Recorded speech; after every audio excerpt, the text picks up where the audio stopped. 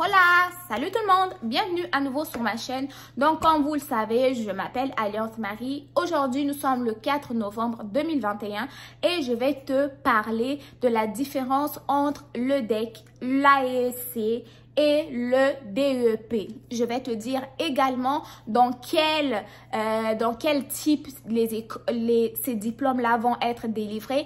C'est quoi la formation? C'est quoi le coût de la formation? Est-ce que c'est pour les étudiants internationaux ou nationaux? Y a-t-il un impact concernant le processus d'immigration? Tout cela, je te le dis dans cette vidéo. Mais en attendant, qu'est-ce que tu dois faire? Tu dois t'abonner sur la chaîne, liker déjà la vidéo, activer la cloche de notification pour ne rien manquer. Parce que ça fait des jours et des jours que je fais des vidéos, mais les personnes ne les regardent pas, ils ne savent pas que j'ai fait des vidéos et ils vont me reposer des questions soit sur Facebook ou sur Instagram alors que la vidéo existe déjà sur la chaîne. Donc, j'espère que tu t'es abonné, tu as liké et donc c'est parti pour la vidéo. Je tiens à souligner que cette vidéo, elle existe déjà sur plusieurs sites internet. Pas cette vidéo quoi, le contenu de cette vidéo. Il y a d'autres youtubeurs aussi qui en ont déjà fait, mais moi je le fais une fois de plus parce que je reçois énormément de questions concernant les DEC, les DEP, l'AEC, université ou centre de formation professionnelle. Donc cette vidéo c'est vraiment une fois de plus pour vous éclaircir la différence entre ces différents programmes là, entre ces différents diplômes là, entre ces différents centres de formation là. Donc, pour commencer, on va parler du DEC. DEC, c'est quoi? Le DEC, en fait, c'est le diplôme d'études collégiales. Le diplôme d'études collégiales est obtenu dans un établissement d'enseignement qu'on va appeler cégep. OK? Au niveau des cégep, vous allez retrouver deux types de formations, soit des formations pré-universitaires ou des formations techniques. Les formations pré-universitaires, ce sont des formations qui vont vous préparer pour le début de vos études à l'université. Et on va avoir principalement deux types de programmes.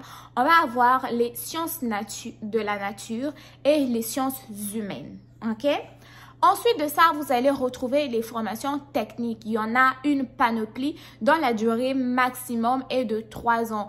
Par contre, les formations préuniversitaires, eux, la durée maximum, c'est 2 ans.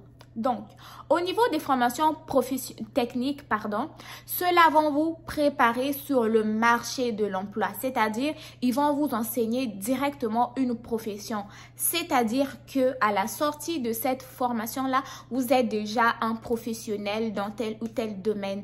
Soit un professionnel en inhalothérapie, un professionnel dans les sciences de la santé, un professionnel, je sais pas, en informatique, un professionnel en santé animale. OK? Donc, quand vous sortez d'une formation technique au cégep, vous allez directement sur le marché de l'emploi. Cependant, si vous avez le souci, la volonté de poursuivre toujours des études universitaires dans ce programme, sachez qu'il y a des passerelles qui existent entre les universités et les cégeps qu'on va des passerelles DEC-BAC. Il en existe pour certains programmes, mais je vous dirai pas tous les programmes au niveau du cégep.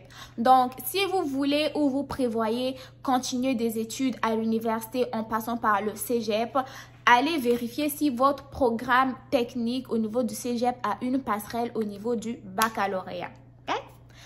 Là, ça va être terminé pour le DEC. Là, on va aller maintenant au niveau de l'AEC, c'est l'attestation d'études collégiales. L'AEC, elle va avoir une durée de formation qui varie entre 200 à 1200 heures de formation, ce qui vient que là, vous allez avoir une formation qui va être vraiment intensive. Elle s'adresse principalement aux adultes qui veulent intégrer le marché du travail. Donc, une fois de plus, l'AEC va être une formation intensive, mais va vous préparer également pour le marché du travail. Cependant, si vous voulez aller à l'université, vous ne pouvez pas passer, vous pouvez soit passer par l'AEC ou pas le DEC. OK? Bien évidemment, c'est toujours important d'aller vérifier si votre programme d'études a une passerelle à l'université une fois terminé votre cégep. Cependant, pour les étudiants internationaux qui seront intéressés ou qui voudraient faire les AEC, sachez que ça va être important de vérifier la durée de formation. Si c'est une formation minimum de 1200 heures, sachez qu'elle n'est pas éligible à l'obtention du permis d'études parce que l'obtention du permis d'études exige un maximum de 1800 heures de formation. Donc, c'est toujours intelligent d'aller vérifier également la durée d'études. Ensuite, on va arriver à la fin, on va parler du DEP. DEP ou diplôme d'études professionnelles, comme son nom l'indique, il va être dispensé au niveau des centres de formation professionnelle. Les centres de formation professionnelle, il existe une panoplie ici au Québec ou au Canada et ceux-là vont vous préparer directement pour le marché de l'emploi aussi. Cependant, c'est quoi la différence? La différence est que au niveau du DEC, vous avez une possibilité d'aller à l'université alors qu'au niveau du DEP, vous n'avez pas la possibilité d'aller directement à l'université. Cependant, si vous voulez aller à l'université en ayant fait un DEP, vous devez retourner au cégep afin de compléter les cours que vous n'aurez pas fait pour avoir une équivalence d'un DEC et le DEC, lui, va vous donner accès à l'université.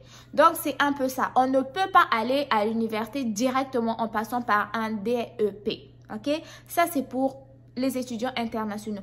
Et sachez aussi que pour les personnes qui me demandent, est-ce que je peux faire un DEP à l'UQAM? Est-ce que je peux faire un DEP à ULaval? Non. ULaval, UDM, UQAM, UCO, UCAC, UQAR, UQATR, tout ça là sont des universités et les universités vont donner des cours universitaires, pas des cours de formation professionnelle. Les cours de formation professionnelle, c'est dans des centres de formation professionnelle qui sont différents des universités. Donc, vous ne pouvez pas faire un DEP à l'université ni un DEC à l'université. Tout ça est spécialisé, ok? Le DEC au collégial, le DEP au CFP ou centre de formation professionnelle et le baccalauréat à l'université. Donc, c'est un peu ça. Ensuite de ça, on va parler des cours de formation. Pour ce qui est du niveau du cégep, les cours de formation vont varier d'une région à une autre. Par exemple, pour les étudiants québécois, les coûts de formation peuvent varier de 200 à 300 $, tout dépendamment si vous faites une formation préuniversitaire ou une formation technique. Quant aux étudiants internationaux, les coûts de formation vont être un peu plus élevés jusqu'à atteindre 11 000 $ par session. Je dis bien par session et pas par année. Cependant, j'adore ce mot-là, cependant, hein, il faut que je varie. Il faut que je trouve un autre connecteur logique en fait. Cependant, en étant étudiant international, vous avez la possibilité de bénéficier d'une bourse d'exemption de frais de scolarité qui peut atteindre jusqu'à 15 000 $ par session. Pour ce faire, vous devez être inscrit dans un programme d'études à temps complet et avoir un excellent dossier scolaire. Donc, si les frais de formation sont à 10 000 $ dans votre programme et vous avez une bourse d'exemption de frais de scolarité de 15 000 $, il vous reste 5 000 $ pour vivre votre best life.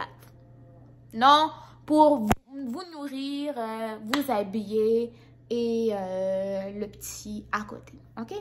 Donc, pour ce qui va concerner les AEC, là, ça coûte un peu moins cher. Ça équivaut à peu près à 195 $ par session. Ça va être plus pour les étudiants nationaux parce que je n'ai pas trouvé d'équivalence pour les étudiants internationaux. Et quant au DEP, donc les coûts de formation aussi vont varier d'une formation à une autre. C'est-à-dire que les formations qui vont avoir 6 mois ou moins de 6 mois de formation vont avoir un certain coût et les formations de 6 mois et plus vont avoir aussi un certain coût. Ce que vous avez à faire, c'est simplement chercher votre programme d'études, la durée de la formation et cela va vous donner l'estimation de coût de formation. Donc, je m'arrête ici pour la vidéo. On se retrouve très prochainement pour une nouvelle vidéo. J'espère que ma vidéo vous aura plu, vous aura éclairci un peu les questions que vous avez et que tout est rendu un peu plus clair. Donc, je vous dis à très bientôt. Portez-vous bien et on se revoit pour une nouvelle vidéo. Bye!